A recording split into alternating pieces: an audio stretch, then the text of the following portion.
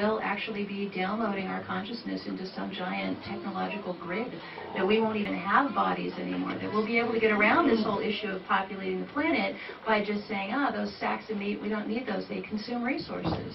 So let's save the resources for the butterflies and the trees, and we'll just upload ourselves into some giant machine. And when you look at how they describe the giant machine, it sounds an awful lot like, how about this one? Peter Cochrane, C-O-C-H-R-A-N-E. Read some of his writing. He's a big futurist over in Europe. He's won all sorts of awards, and they take him pretty seriously there.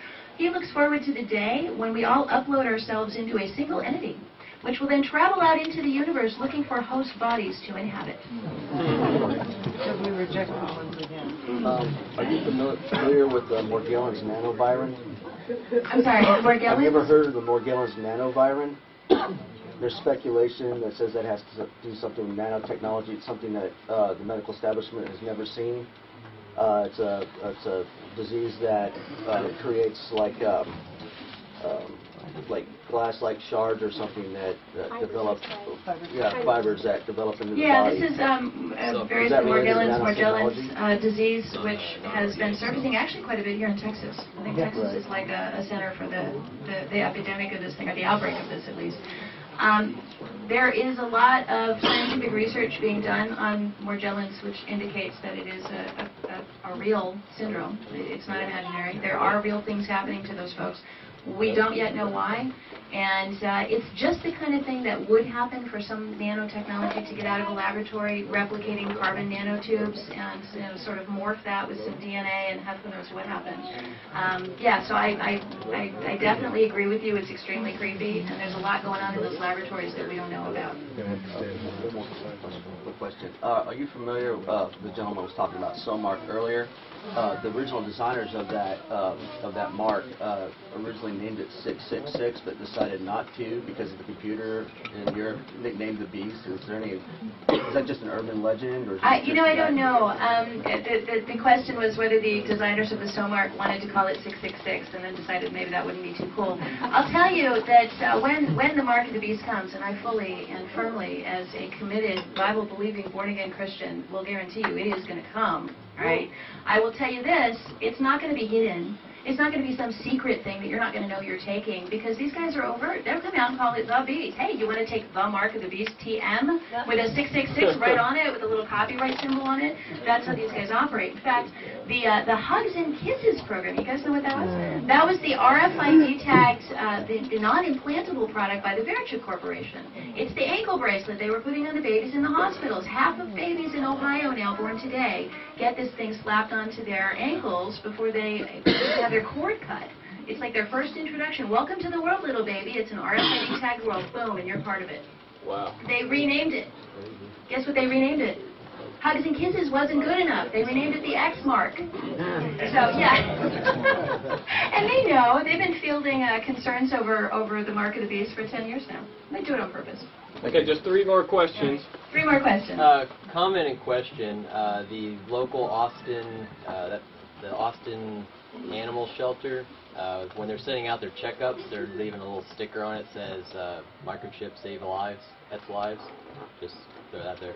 The other question is that there is a thing called stimuluswatch.org, and if you go and click on Austin, the very top thing is the initiation of tracking boxes having nothing to do with the toll roads, but to send out signals to the Texas toll tags.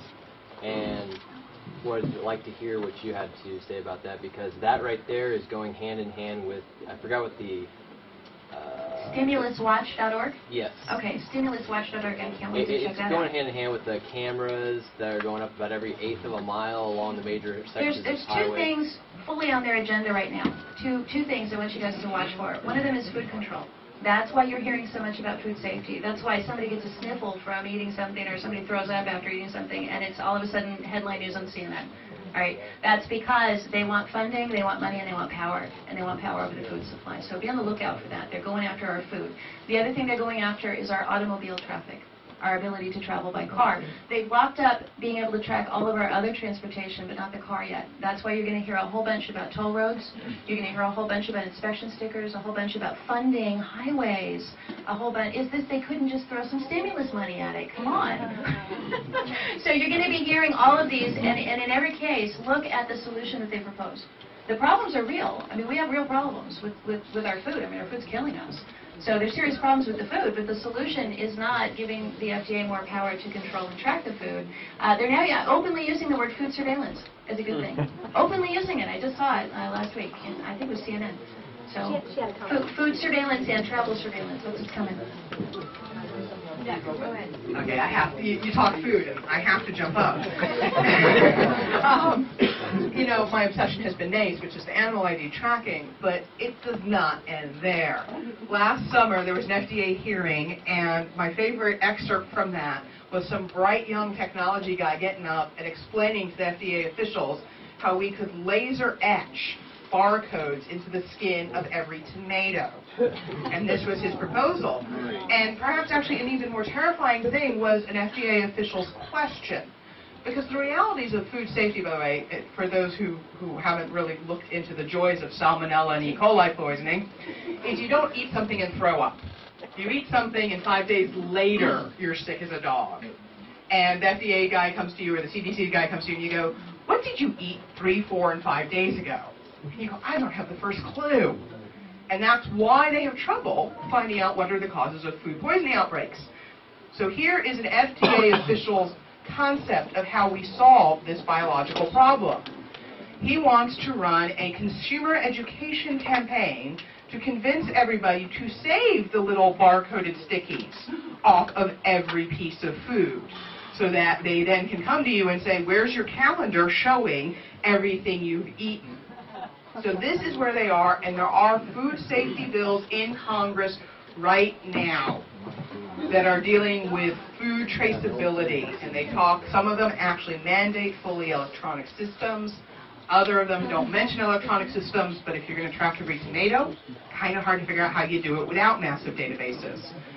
So there is very active movement both on NAIS and the broader food issues to track our food supply, and this is really the hot issue for FDA and for Congress. This is the code word, traceability. So now I think Sheila also had some stuff she wanted to talk about. Yes. Okay, Silicon Valley in Texas. All right, so the question was regarding the tags.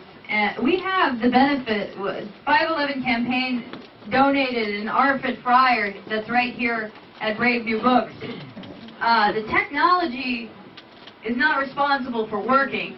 The point of them putting it in your license is to get you to pay for it. Yep. Not for it to work, yep, just to get you to pay for it, okay? So if it malfunctions and it doesn't work on your vehicle, that's okay. Okay, just put it in the microwave and here at Brave New Books and forget about it. If you don't want the toll tag, you go to the legislators, whatever. But you don't have to put up with the technology. If the technology, I have one rule, if the technology is meant to break you, you break the technology. All Aquarians know this is the secret to living. I'm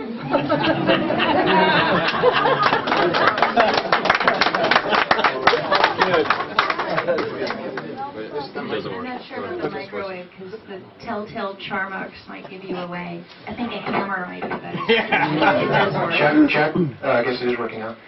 Hey, Katherine, you were talking earlier about how there's pros and cons for RFID. Maybe you can have a convenient grocery list printed out for you, but that's outweighed for the negatives. And I would tend to agree in that instance. But in general, I believe that technology in and of itself is neither inherently good or evil. It's more people that carry out good or evil actions. But given that, do you think time would be better spent trying to replace the people in power with good people, or just eliminating all the technology so the bad people can't abuse it? And I guess two parts, which do you think would be more effective, and which do you think would be more realistic? And then one final hypothetical. Given what you know today, if you could travel back 50 or 60 years and stop the development of computers in general, would you do so? That's an interesting question. We opened Spy Chips with a quote by C.P. Snow, who was a writer for the New York Times. And in 1971, before we even had RFID, certainly, he said, technology is a clear thing. It gives you great gifts with one hand, and it stabs you in the back with the other. And I would say that technology has always been that way from the very beginning. Technology is both good and bad. I believe that that was actually the trade-off that was made in the Garden of Eden.